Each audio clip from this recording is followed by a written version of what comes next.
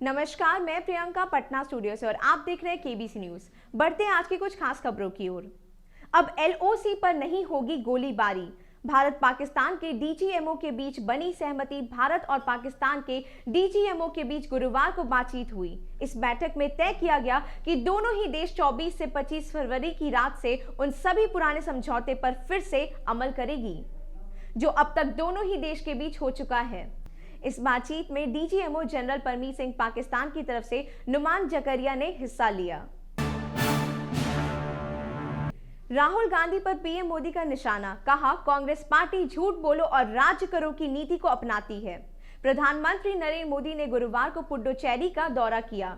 एक सभा को संबोधित करने के दौरान पीएम ने कांग्रेस और उसके नेता राहुल गांधी पर जमकर निशाना साधा।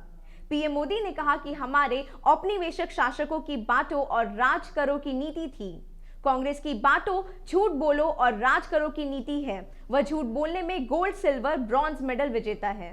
बता दें कि पीएम मोदी ने राहुल गांधी पर उन बयानों के लिए निशाना साधा था मछुआरों के लिए मंत्रालय बनाने के लिए कहा था। राहुल ने मछुआरों को समुद्र का किसान बताते हुए कहा था कि 2024 में उनकी सरकार आने के बाद भी उनके लिए मंत्रालय बनाएंगे।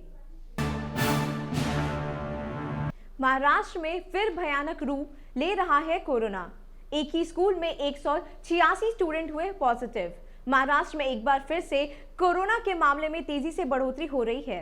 राज्य में करीब 4 महीने बाद संक्रमण के लगभग 9000 मामले सामने आए हैं। वशीम जिले के हॉस्टल में 186 स्टूडेंट पॉजिटिव पाए गए हैं। पॉजिटिव पाए गए अधिकतर स्टूडेंट अमरावती और यवतमाल जिले से हैं। हॉस्टल में काम करने वाले 3 लोग संक्रमित पाए गए।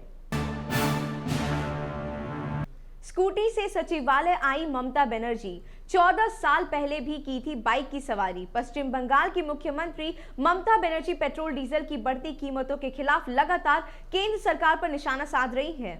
इलेक्ट्रिक स्कूटर से सचिवालय तक का सफर तय किया।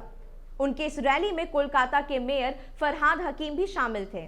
ममता उन्हीं के साथ स्कूटर में पीछे बैठी थी। इस दौरान दोनों ने हेलमेट पहने थे और ममता बनर्जी ने केंद्र सरकार के खिलाफ बैनर भी लहराया। पश्चिम बंगाल में ओबीसी की रैली को नहीं मिली इजाजत। रद्द करना पड़ गया पूरा कार्यक्रम। पश्चिम बंगाल विधानसभा चुनाव में अब ज्यादा वक्त नहीं बचा है। सभी राजनीतिक दल तैयारी में जुट गए हैं। इसी बीच एआईएमआईएम प्रमुख असुद्दीन ओवैसी को कोलकाता में रैली करने की इजाजत नहीं मिली, जिसके चलते उन्हें रैली रद्द करनी पड़ी है। 100 सरकारी परिसंपत्तियों का होगा निजीकरण। पीएम मोदी ने किया ऐलान। प्रधानमंत्री नरेंद्र मोदी ने बुधवार को ऐलान किया है कि 100 सरकारी परिसंपत्तियों का निजीकरण होगा। उन्होंने कहा है कि नुकसान दे रहे सार्वजनिक उपकरणों को रिफॉर्म की जरूरत है। उन्होंने कहा कि इन उपकरणों को वित्तीय समर्थन नहीं चला सकते हैं। इसके अर्थव्यवस्था पर बोझ पड़ेगा। वहीं उन्होंने कहा कि सरकारी कंपनियों को केवल इसलिए नहीं चलाया जाना चाहिए कि वह विरासत में मिली है।